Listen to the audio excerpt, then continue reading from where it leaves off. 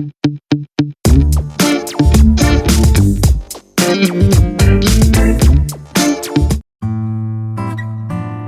I'm Kim Asher. Welcome to another exciting, gripping episode of Offshore Banter. What number are we up to now? 6, 7, 8? I don't know, something like that. Well, you're still here.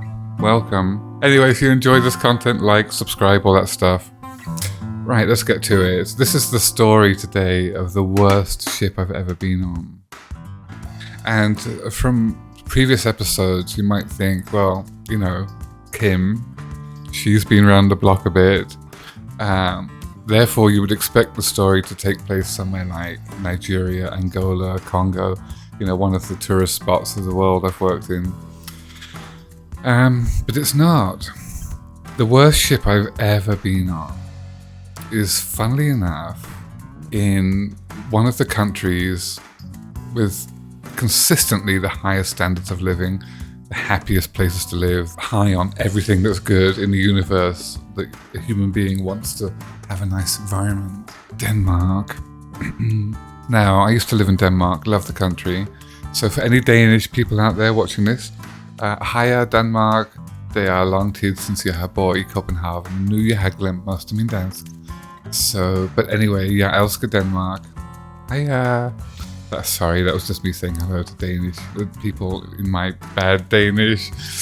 But I just wanted to say that because, you know, I don't want them to think I'm having a bash at the country. I'm not. It's a great place. And unlike Norway, Denmark has really good food. Sorry, Norway. You've got a better standard of living offshore, though. And beautiful. You've got hills and stuff. Denmark's like a pancake. So anyway, right, where was I? Oh yeah, worst ship I've ever worked on. I was doing a PLGR, pre-lay grapnel run. So this is at the end of the pre-construction process. Done all your surveys, you've done your UXO clearance, unexploded ordnance. That's where you've cleared the cable route or the work site of any sea mines, torpedoes, parachute bombs, all the kinds of things that might have been scattered around the sea during the First or Second World Wars, you know, that period of time when everyone goes insane.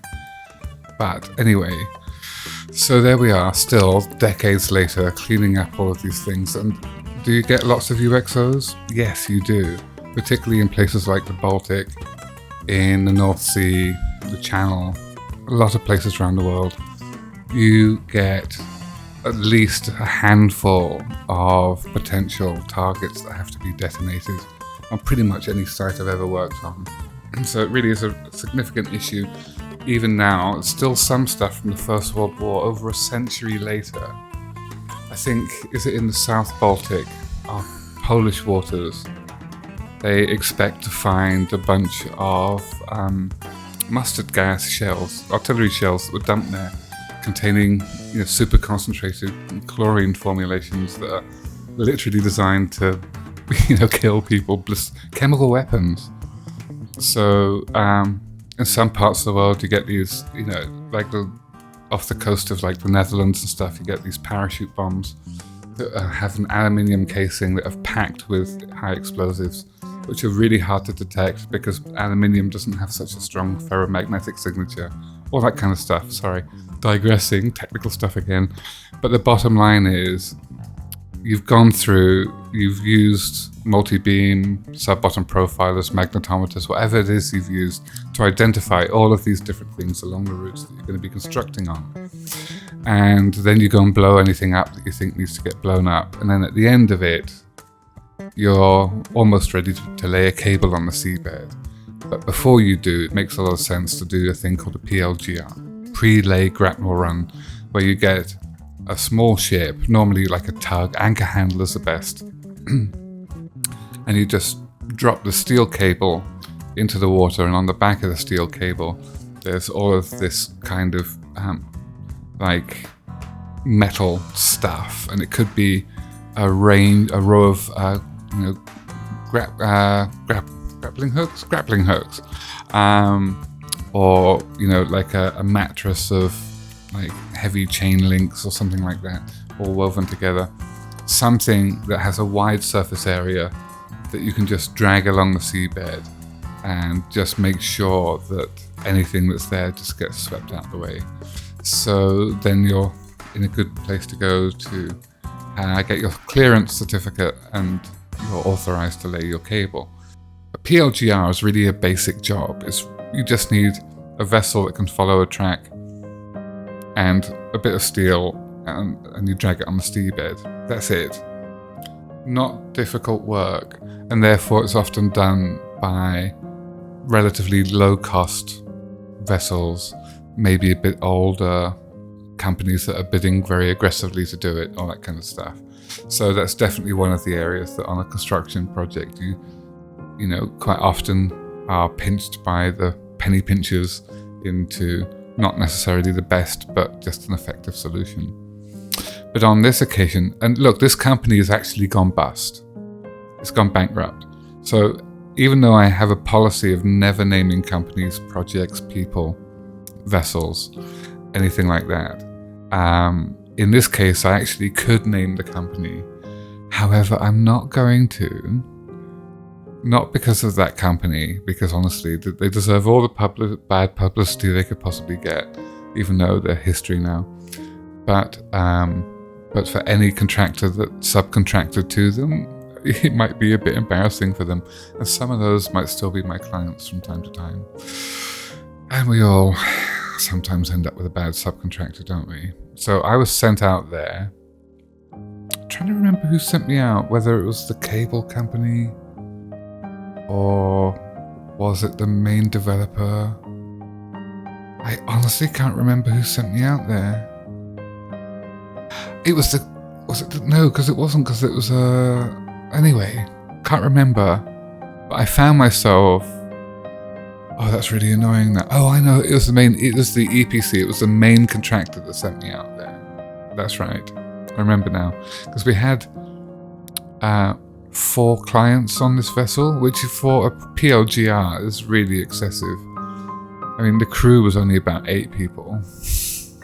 So to have 4 of them as, you know, an additional 4 people as clients is just insane. But the cable company sent out a client, the developer sent out a client, I was there. Actually, I think the cable company sent out 2 clients, that's right, one for days and one for nights, because they really wanted to make sure it was their first major cable project in the North Sea or the Baltic area, and they wanted to make sure that their cable was safe. So they sent out 2 reps. And then there was one from the main developer, and there was myself. So there's 4 clients, and from the moment I saw this vessel in the distance, I thought, okay, this is going to be fun. And when I got onto it, oh dear. First impressions, look, if you're an offshore veteran, if you spend a long time on vessels, ships, boats, sailboats, powerboats, doesn't matter, you instantly know. You have an instinct. The first time you see a vessel, you have an instinct as to what your experience is going to be like and how difficult the job will be. And in this instance, first impression was, this is going to be rough.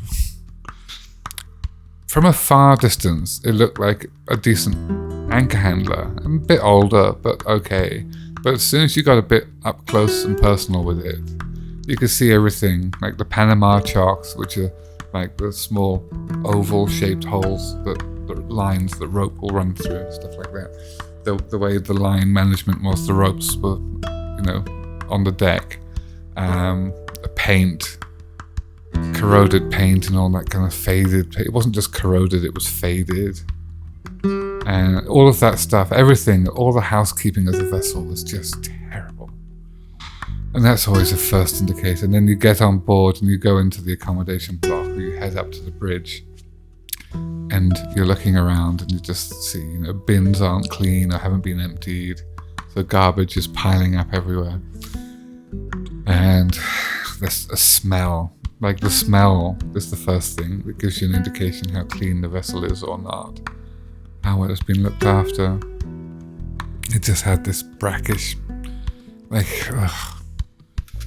So my first impression was that this vessel was a Maersk vessel. So Maersk have a very distinctive, like sky blue, powder blue color on their vessels, which most of us will be familiar with, right? Now, so it looked to me, because it wasn't Maersk that was the operator of the vessel or the owner or anything to do with it, but it looked to me like this company, being a Danish company, probably was buying up old Maersk stock, like vessels that had passed their sell-by date at the tail end of their lifespan, or even past their lifespan in real terms. Bought them up for like scrap prices and then tried to squeeze a few more years out of them, doing, cheap charters for things like PLGR jobs and stuff like that in the Baltic and the North Sea. Oh dear. I just dumped my bags because I was busy. I had phone calls to do, I had emails to catch up on. I just finished traveling, just arrived on the vessel. That, you make contact with the office and all that stuff. Had a few personal calls to make. And then at that point, we were ready to leave the port, so you want to watch that happen. Well, I got to bed quite late, and when I went into my cabin, I got into my bed, and I still remember that feeling that the sheets were filthy, crawling, almost alive, and I felt the scratching, and I'm like, what the hell's that scratching? And I reached down, and it was somebody's toenail cuttings that were in the bed with me, scratching against my body. I felt sick. I'm like, oh no. And so I went out to find the housekeeping staff, and I said to them, look guys, my bed sheets haven't been changed. I don't know if they've ever been changed, but these guys literally had no idea, no training, nothing at all. They were ABs, and they had to double as housekeeping staff, and they didn't even think about changing bed sheets or cleaning things or anything like that. And as an AB, really, a lot of that stuff, it wouldn't be their job anyway. So I helped them change my bed sheets. We managed to find some clean bed sheets, and I just knew at that point it was going to be grim. Then, when we're sailing underway, and it was about a 24-hour transit site, that's when I would do my inspections. I mean, I'll do a cursory glance around the vessel to make sure things were sort of pretty safe to start with. But as soon as we're underway, I've got more time to go around and have a look at all the different bits and pieces that I think, okay, is this fit for purpose? And for a PLGR job, it doesn't need to be that fit. It just needs to be a serviceable. It just needs to be a serviceable. Oh my goodness. It just needs to be a serviceable. Oh my god, why can't I say that word? It just needs to be a serviceable vessel with the equipment to tow this, pre-laid grapnel array along the seabed. That's it. That's all it needs. And I started exploring. I looked on the winch drum, the drum that the cable that does the towing is spooled around, right? For a variety of different reasons. I have never once seen a spool drum that's got different diameter cables that have been spliced together, steel cables spliced together. This drum was wrapped around with 3 or even 4 different diameter steel cables spliced together at different points.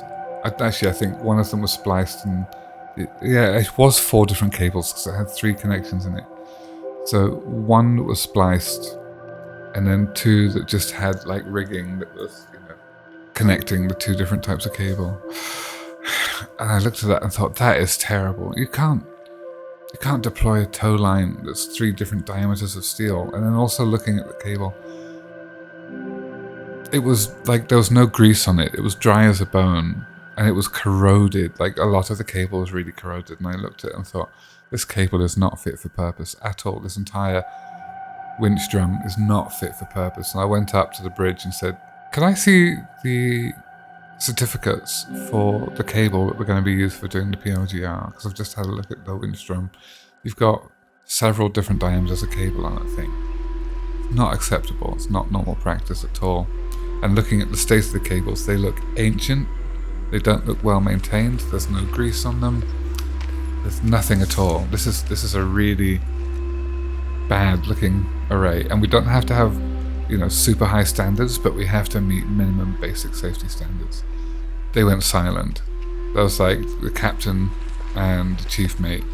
There were only, I think there were 4 officers of the watch on the vessel. So like captain, chief mate, first mate, second mate, and there'll be 2 on, effectively on watch at any time.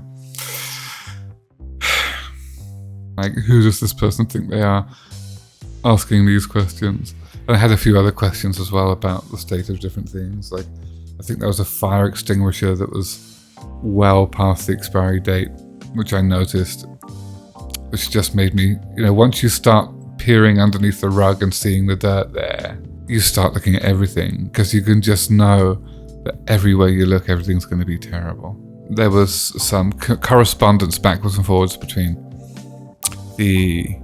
my client, i.e. the main EPC contractor, and their office, and then they started swapping emails, and eventually I got a phone call saying they've provided us with a certificate of purchase of the cable, and they're claiming that this cable that they're using to tow has never been used. And I said, look, there are 4 different diameter cables on this winch block, so really they should be providing us with 4 different certificates saying that these are in date, serviceable, safe, all that stuff.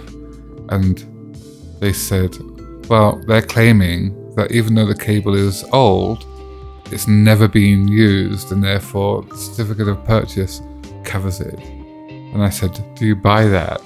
I got a reply basically saying, well, it's what they can deliver and we need to get this job done. And I'm like, oh, it's one of those attitudes, is it? Great. I went up to the bridge and I said, okay, you've given us one certificate of purchase, which is about 10 years out of date. And I've been authorized, or instructed rather, to say that that's okay to proceed. But that's fine, but what about the other 3 cables that are on there? And then they said, okay, we've got nothing for that, but we're not going to use any of the other cables. None of them will go in the water, and therefore it's okay. Like, you guys are just full of it. Of course, the first time we put PLGR in the water, the cable parted. So that was fun. Parted means split. Cable went ping, like that. They just re-terminated. They, you know, spliced it together, basically. And that happened several times on this job. This job, I think, lasted about 4 weeks. It's only meant to be a 1-week job. Lasted for 4 weeks. And the main reason it lasted 4 weeks, this really simple job, was because a couple of days into the job, they lost the propeller. Just fell off. Just fell into the water. Just disappeared onto the seabed. Big brass propeller. Bang, gone. On this enormous, you know, anchor handler. Not enormous, but a big anchor handler, like a 60-meter, 200-foot vessel, right? So we had to limp to, I think it's the only dry dock in that part of the Baltic. It's a small Danish island, and they have a dry dock there.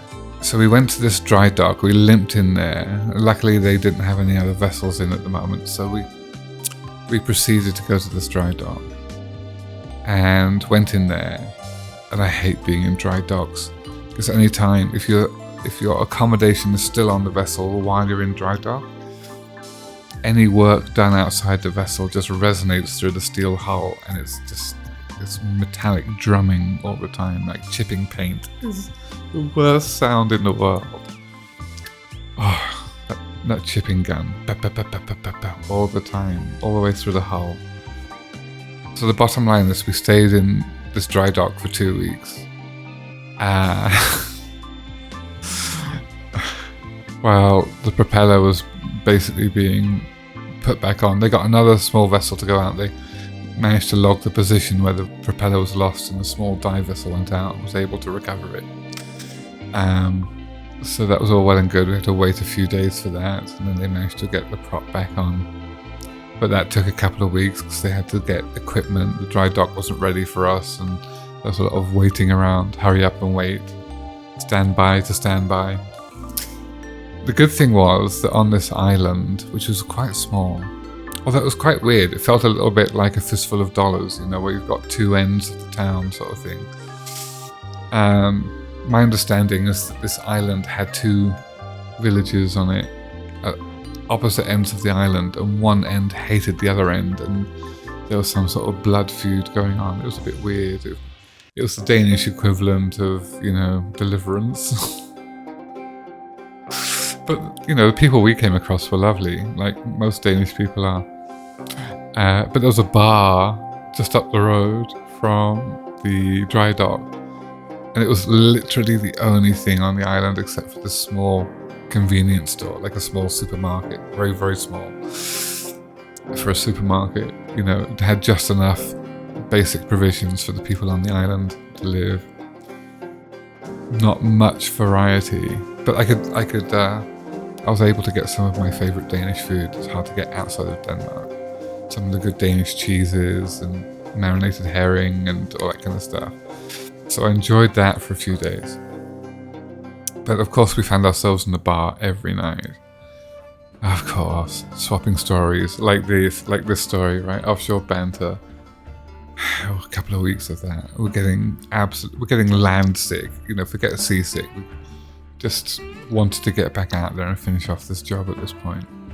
And so we went back out there. Cable kept passing. Oh no, that's the other thing. So while we were in the dry dock, they decided to do a muster drill. Now, a muster drill, if you don't know, is when you have a simulated emergency, where you have to go to your muster stations, which are where you go in the event of an emergency. And that's so the crew is prepared to abandon ship if required, where they can do a head count of the crew, make sure everyone's accounted for, all of that kind of stuff, right? So every single time a ship leaves port, on a construction vessel at least, on a two-week rotation, you'll always do a muster drill. So it was time for us to do a muster drill. Now, it is standard convention on construction vessels on every single project, every ship, everywhere in the world I've ever been. If the vessel is in port, when you do a muster drill and the gangway is connected to the vessel, then you muster on land, on the quayside next to the vessel. Why? Because if it's a true emergency and the vessel's in danger, in port, then the safest place to be is on the quayside. And so it's standard practice, normal. I know that. Everyone else that was a veteran on the ship knew that, like all of the other clients that were with me. So, but the thing, oh god, yeah, I forgot that. One thing to another. When the klaxon went off in the main accommodation block and up on the bridge and inside the vessel, two of the clients, there wasn't enough space to put everybody, all the crew members, all of us, inside the main accommodation block on the vessel. So they had rigged up this 40-foot accommodation converted container on the back deck, which was where two of the clients were housed. But of course, they'd done such a half-assed job that the 40-foot container was not connected to any alarm systems or anything else like that. So when the alarms went off, the two clients, and this was in the middle of the night as well, they did it, I think, on purpose just to try and irritate us. But they did it at 1 o'clock in the morning or something, when all of us sort of get up at 5 a.m. to start a 6 a.m. shift type of thing, right? So, particularly when we're on dry dock, there's no need for it at all. Because everyone's out of shift. We're in dry dock for 2 weeks. No one's staying on night shift for 2 weeks during that. I heard the alarm going off. The first thing I did was realize that the two guys on the container in the back deck wouldn't have heard it. So I went up to the container, banging on the door, got them out of bed, door opened up, and one of them bleary-eyed, "What is it? What's wrong? What's wrong?" "We've got a muster drill. Sorry, we've got a muster drill. There's no alarm in this accommodation block. Get yourselves out on the quayside, lads." All four of us went down to the quayside and mustered there, standing literally right next to the gangway. And then the captain of this vessel blew a gasket because we weren't at our muster station. And we were all looking at each other like, "But this is where you muster when you're in port. He wouldn't have it at all. Then he made a formal complaint about all of us to our respective companies, how we were terrible during a muster drill, and that we didn't know the basics of being a seafarer, stuff like that. And this thing just went on and on, like this entire job. The only bright side about it, in terms of the vessel performance, was they had this guy who was the head cook, well, the only cook, again, Filipino guy. And he had spent about 20 years as a cook on big cruise ships, and he said that he spent about 10 years on the egg station. Right? So he would, like, in the morning breakfast on a cruise ship, it's like, I don't know, however many people, 500, 1,000 passengers on it. I have no idea how many tourists go on a cruise ship. But he would be there every breakfast, and he would do omelets, fried eggs, boiled eggs, whatever type of egg you wanted. He was like the Yoda of eggs. And I was trying to calculate, let's say there's 500 people on a cruise ship, which again is a wild guess. And let's say, like, some people have 2 or 3 eggs, some people have no eggs. Let's say the average person has 1 egg. So he was cooking 500 eggs a day for 6 months of the year for 10 years. So that's 500 times, 180, let's say 200. So that's what, 1,000, 10, that's 100,000 eggs every half a year. And then for 10 years, that's 1 million eggs. So that's right, because I remember calculating it. I was thinking, you've cooked 1 million eggs. This guy, honestly, I like to cook, and every single day when he was doing breakfast, because it was a really small, very informal galley setting, the galley was quite open to the mess, so there was no barrier there, and he was a very friendly guy. He was a little bit depressed about having to work on that vessel after so many years of working on big beautiful ships and stuff. I don't know why his career has taken him down that path, but he found himself there and he was a bit down about it, and I had quite a good relationship with him. So every morning when he was cooking breakfast for us, I said, can I watch you cook eggs? Because I'll never have a chance to watch anyone that has mastered eggs as much as you ever again in my life, and I want to see how you fry eggs. I want to see how you make an omelette. So I was watching everything. It was a gas stove. I remember watching the gas setting, how far it was. When he put the oil in, was it cold oil or hot? Or did he preheat the oil? Is the pan hot or cold? If somebody ordered eggs this way or that way. And I just remember just watching this guy absolutely nail eggs every single time perfectly. And I still can't, I can't for the life of me, I can't remember how he did it, but all the different variations. But yeah, so that was the good thing about the vessel. I always try and find something good on there.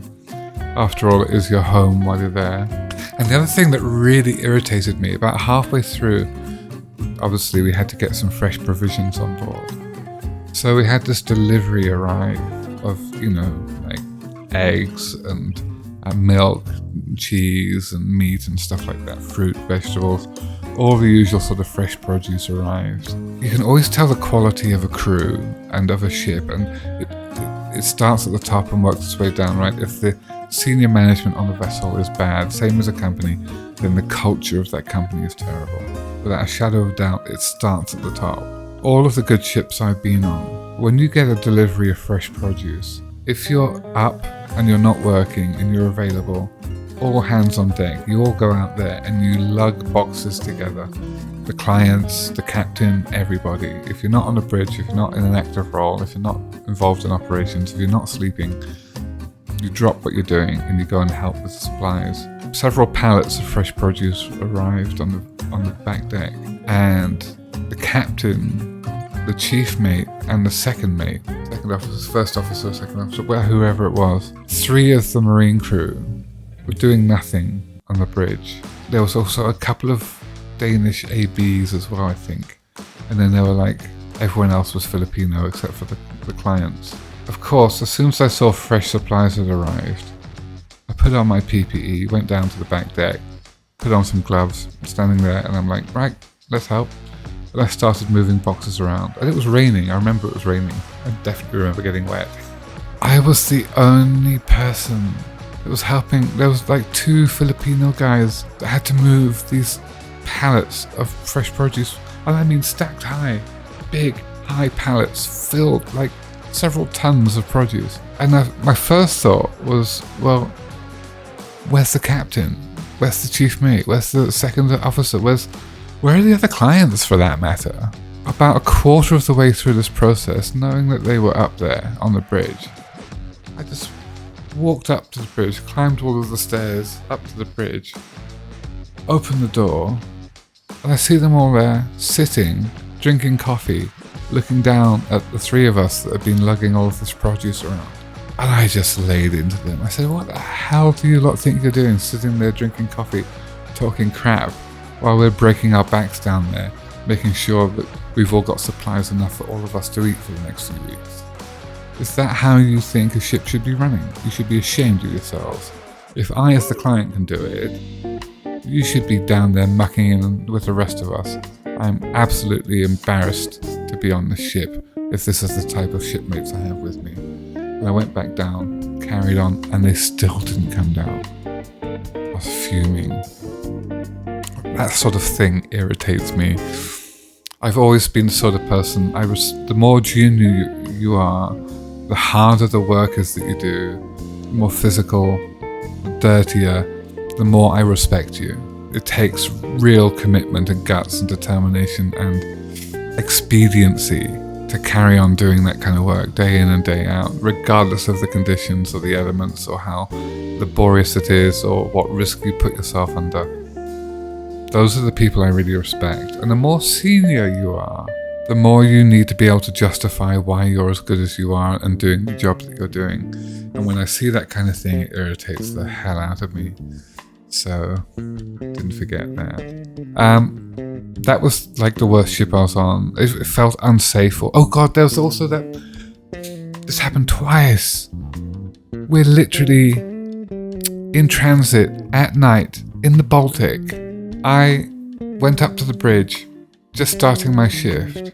I think I was on midnight till midday, because I wanted to keep an eye on both shifts, the day and the night shifts. So I was midnight to midday, I think. And there was no one on the bridge. No one. Not an AB, not an officer of the watch, nobody. And we're in transit. I could not believe it. I went up to have a look. I mean, the first thing I did was go and make sure there was nothing impending, like we're going to hit anything.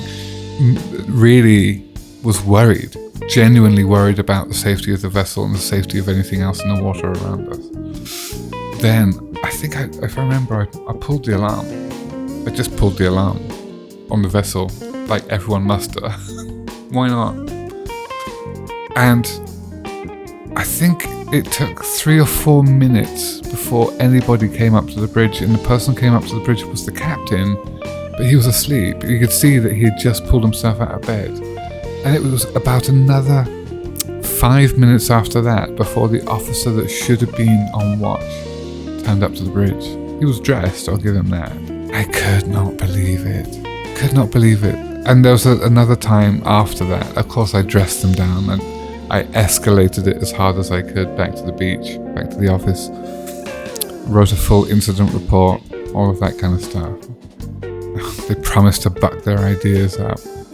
But it happened again. Like, the officer of the watch went to go to the toilet, use the head, while the washroom, whatever your lingo is, while on watch. But there was no AB, there was no second mate, there was no other officer on the bridge. There was no one. And again, I came up to the bridge and found the bridge deserted. And I just put my head down in utter disgust. And about 20-30 seconds after that, he came back to the bridge and I said, what on earth do you think you're doing? It just kept happening. Stuff like that kept happening all the time on this vessel. So anyway, I think I've been rabbiting on for ages on this one. But that was the worst ship I've ever been on. It was the worst because of terrible bridge officers that clearly couldn't get a job anywhere else, and so they were working on this rusting wreck. The company obviously was making what it could out of scrap metal, Razor blades, that thing should have been razor blades years ago. It was the worst because of the safety culture and the lack of anything that supported safety and its operational understanding and just everything about it, every aspect about it. I felt unsafe, I felt dirty, I felt thoroughly uncomfortable from start to finish on that job. And all of the times I caught them doing things wrong, I only caught two-thirds of what went on, but even then, a lot of the bad stuff, they probably did that at the time it wasn't there, thinking, that terrible creature's not here.